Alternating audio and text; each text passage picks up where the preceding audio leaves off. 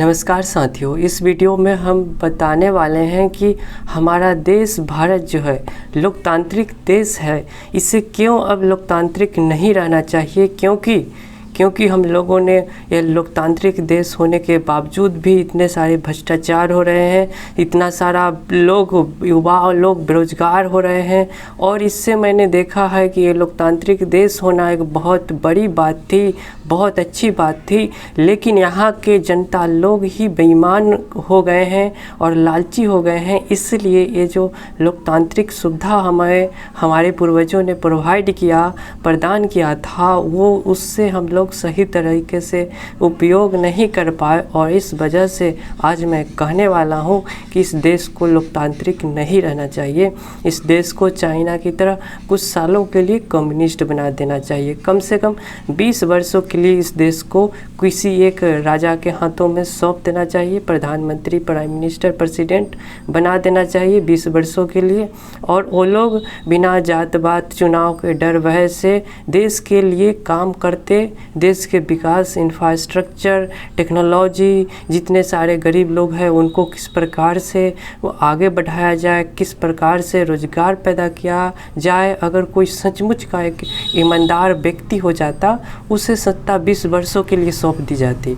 हाँ, अगर बीच में अगर कुछ दिक्कत होने लगती, बहुत सारा अगर वो गलत व्यक्ति कार्य करने लगता कोई प्राइम मिनिस्टर, तो अगर ज़्यादा जनता की ऐसी हाथ में होनी चाहिए थी पावर कि ज़्यादा लोगों के प्रति उनका विश्वास हो जाए तो उन्हें जनता हटा सके।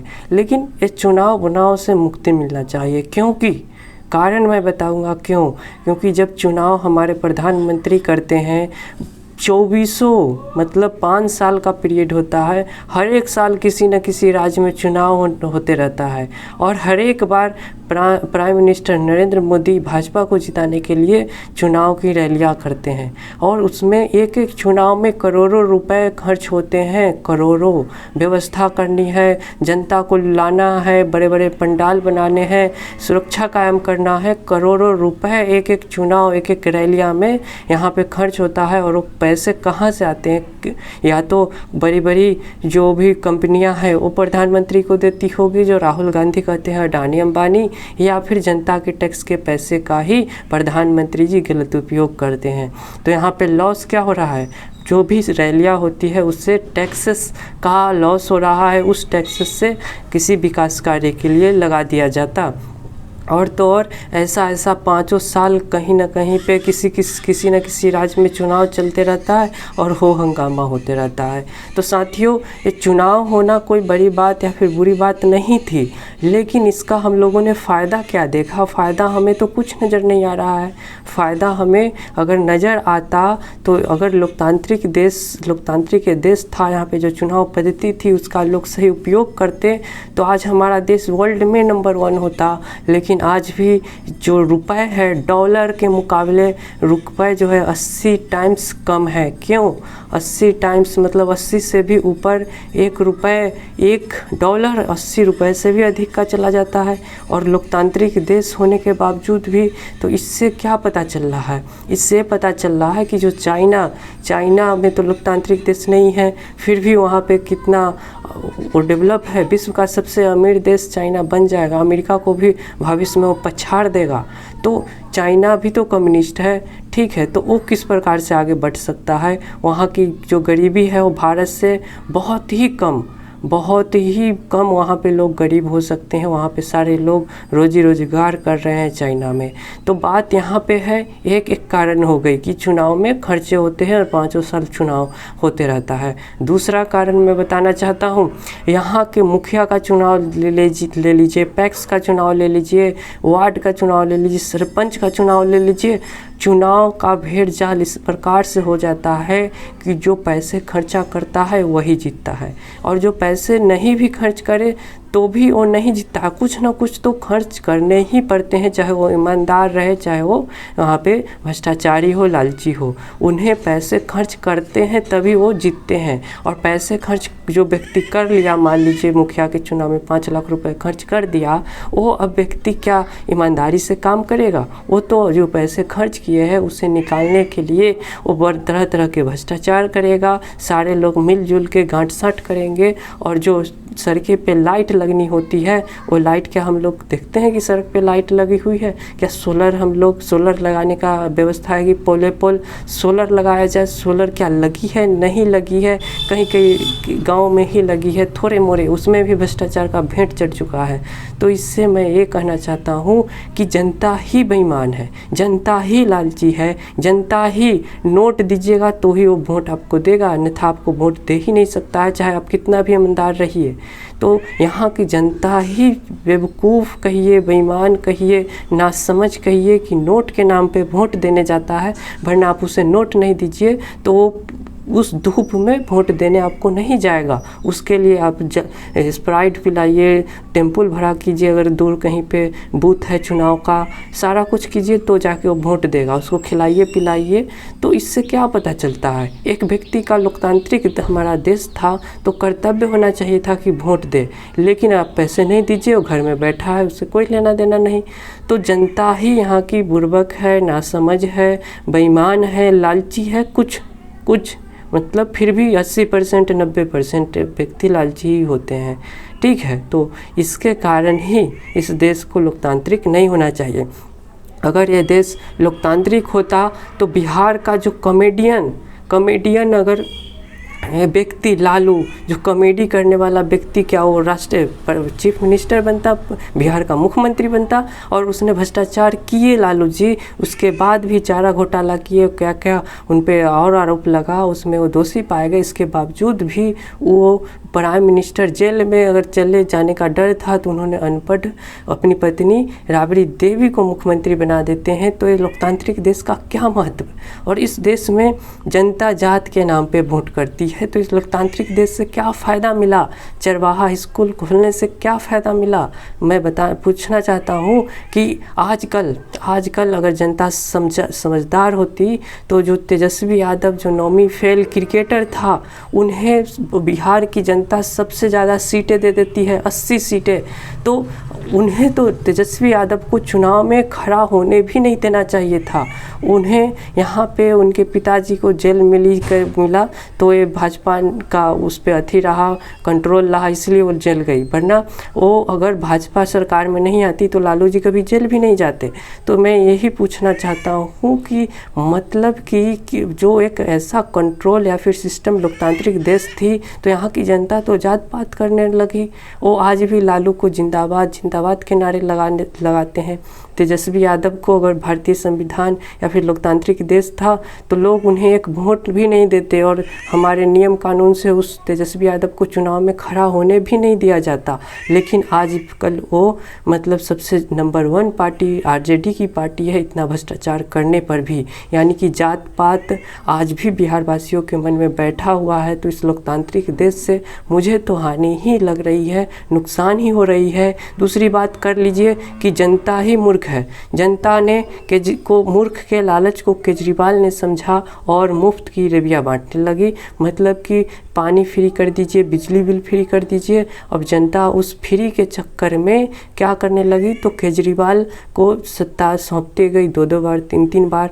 और मैं कहना चाहता हूँ कि केजरीवाल अगर मुफ्त नहीं बांटते, अगर वो केजरीवाल फ्री चीज़ें नहीं करते तो एक बार भी वो चुनाव नहीं जीतते। ये मैं दावे के साथ कर रहा हूँ, क्योंकि लोगों ने उनका चरित्र देख लिया कि उन्होंने केवल मन में आया, विचार मन में अच्छा आया कि हाँ हम दिल्ली को लंदन बनाएंगे, लेकिन क्या विचार आ जाने से दिमाग में और उसे जनता के सामने फटाक सी बोल दीजिए कि मैं दिल्ली को लंदन बनाऊंगा, पूरा करके दिखाऊंगा। तो क्या बोल देने से और सोच लेने से क्या दिल्ली लंदन बन जाएगी? वहाँ की जो प्रदूषित हवा है, क्या वो कभी आज भी सुधर पाई है? राजधानी, देश की राजधानी में बाढ़ आती है तो पूरे पानी सड़कों पे चले आते हैं। लोग अपने सारा शरीर का अपना आधा हिस्सा भिजा करके इस पार से उस पार जाते हैं। हैं तो ये दिल्ली की राजधानी होनी चाहिए। केजरीवाल शॉर्टकट तरीका अपना रहे हैं और इसका मेन कारण है जनता। जनता लालची है, इसी कारण वो फ्री में चाहती है कि फ्री में उसे कुछ मिले तो ही वो वोट देगी। तो केजरीवाल ने जनता के लालच को पकड़ लिया, इसलिए वो चुनाव जीतेगी। शॉर्टकट तरीका आ गया है कि फ्री बांटो, लोन माफ़ करो। यहाँ तक कि मोदी सरकार क्या कर रही है, गरीबों को अनाज बांट रही है, फ्री में 2 रुपये चावल 3 रुपये चावल बांट रही है। अब जो किसान थे उनका दयनीय स्थिति, मिडिल क्लास जो किसान था, बड़े बड़े ज़मींदार थे, उसका स्थिति यहाँ पे ख़राब कर दिया है मोदी सरकार ने। जब आप 2 रुपये चावल बांटिएगा तो जो किसान का जो असली चावल का रेट जो होना चाहिए था, कम से कम 50 रुपये होना चाहिए था आज के महंगाई के दौर में। जिस प्रकार से सारा चीज़ें का प्राइस आसमान छू रही है, उस प्रकार से हमारे सेम रेशियो में चावल का भी या फिर जो भी गेहूँ, आटा, आलू, इस सब का प्राइस बढ़ना चाहिए था। और हाँ, प्राइस नहीं बढ़ती तो हर एक चीज़ का प्राइस नहीं बढ़ाइए। लेकिन महंगाई के ज़माने में आज भी चावल जो है किसान 12 रुपये बेचते हैं। 12 रुपया से क्या होगा? 12 रुपया से आप आधा पेट भोजन भी नहीं कर पाइएगा। तो इस सब कुछ से देखते हुए मोदी सरकार 2 रुपये जो बांट रही है या फिर फ्री में जो मुफ्त में बांट रही है राशन चावल, इससे भी एक हमारे लोकतांत्रिक देश का नुकसान हो रहा है कि असली रेट किसानों को नहीं मिल रहा है, जो सबसे ज़्यादा मेहनत कर रहे हैं उनको। तो फिर यही है लोकतांत्रिक देश की कमियां। वही बात करते हैं, जैसे आप महाराष्ट्र की बात कर लीजिए, मुंबई की बात कर लीजिए, तो वहाँ एनसीपी के जो शरद पवार नेता थे उनके बारे में राजीव दीक्षित कर रहे हैं कि वो इतना गरीब था और 3-4 बार सांसद बना, मुख्यमंत्री बना, और उसका आज इतना सारा प्लॉट है, वो अरबों खरबों का प्रॉपर्टी उसने 1-2 बार सांसद बना तो उसने बना लिया। तो ये सब चीज़ें के देखते हुए मैं चाहता हूँ कि अगर देश में कुछ 10-20 वर्षों के लिए किसी एक को बैठा दिया जाए जो शिक्षित हो और सचमुच में जनता का देखभाल करना चाहता हो, अपने उस सच में देशभक्त हो, उसे अगर कोई बना दिया जाए प्राइम मिनिस्टर, चीफ मिनिस्टर, जो भी हो, वही विकास सचमुच में कर सकता है। ऐसे आप जनता को लुभाने के लिए चलिएगा तो आप गलत निर्णय भी लीजिएगा, और यहाँ की जनता ही लालची है। इस कारण से भी यहाँ देश का लोकतांत्रिक जो हमारे पूर्वजों ने एक अच्छा सा अवसर हमें प्रदान किया था, उसका हम लोग गलत उपयोग करते जा रहे हैं। अब कहिएगा कि फ्री बांटने से क्या? फ्री बांटने से मैं बताना चाहता हूँ कि कोई सरकारें तो पैसा फ्री में छाप नहीं सकती है। भारत की जो इकोनॉमी होगी, जो सिस्टम होगा, उस अनुसार से ही पैसा छापेगी। तो जो पैसा आसमान से बरसता तो नहीं है। तो फ्री में अगर आप किसी की चीज़ को दीजिएगा तो वो पैसा भारत की सेना में, भारत की सुरक्षा में, भारत के जो ब्यूरोक्रेट है उन सबों पे खर्च होना था, देश के विकास के लिए इंफ्रास्ट्रक्चर बनाने में। वो पैसा का आपने तो राशन और चावल बांट दिया तो देश अमेरिका को कैसे पछाड़ेगा? यहाँ के लोग तो केवल अपना पेट भरेंगे। तो पेट भरने से यहाँ पे देश का विकास नहीं होगा। पेट कमा के भरिए, देश को, अमेरिका को पछाड़िए, चाइना को पछाड़िए। तो उसके लिए यहाँ पे इन सब चीज़ों को, फ्री की रेवड़ी तो बंद करने ही पड़ेगी। फ्री बांटते बांटते श्रीलंका किस प्रकार से कंगाल हो गया है आपको पता ही है। लेकिन हाँ, एक टर्म्स एंड कंडीशन में लाना चाहता हूँ कि आज इस प्रकार से मान लीजिए कोई IAS IPS बन जाता है, ब्यूरोक्रेट बनता है, वो इतना घमंडी हो जाता है, इतना उसमें अहंकार आ जाता है कि अपने आप को भगवान समझने लगता है, किसी भी जनता को भाव नहीं देता है। तो ऐसे भी लोग नहीं होने चाहिए। ये नहीं कि जनता का सेवक होना चाहिए। जो आजकल के पुलिस को देखिएगा तो गालीबाज पुलिस, माँ बहन की गाली देते हैं, ऐसे पुलिस को तो सस्पेंड कर देना चाहिए। तो ये पुलिस जैसा सेवक जो अपने आप को राजा समझने लगता है, तो ये भी बंद होना चाहिए। और ब्यूरोक्रेट लोग भी, बहुत सारे लोग अरबों खरबों का संपत्ति बना लेते हैं, भ्रष्टाचार करते हैं, तो ये भी बंद होना चाहिए। यहाँ लोकतांत्रिक नहीं है, फिर भी इन सबों को सुधरना पड़ेगा। सचमुच अगर देश का विकास करना है तो एक ऐसा सत्ता किसी को सौंप दीजिए जिसे चुनाव का डर ना हो, और वो एकदम ईमानदारी से इन सब चीज़ों पे, भ्रष्टाचार पे लगाम लगाए, तो ही जाकर इस देश का विकास होगा। और लोगों को समझाया जाए, जो भी सरकारी कर्मचारी है उनको समझाया जाए कि तुम गलत करोगे, भ्रष्टाचार में पकड़ाओगे तो तुम्हारा सारा संपत्ति जब्त कर लिया जाएगा, तुम्हें सस्पेंड भी किया जाएगा, तुम्हें जेल की रोटियां खानी पड़ेगी। एक डर होना चाहिए लोगों में भी और इस सरकारी कर्मचारियों में भी, तो ही जाके इस देश का विकास होने वाला है, वरना ये देश और दिन पर दिन और ही ख़राब होते जाएगा और हमारा देश का इकोनॉमी है वो भी घटते जाएगा फ्री की डिलीवरी अगर बंटाएगा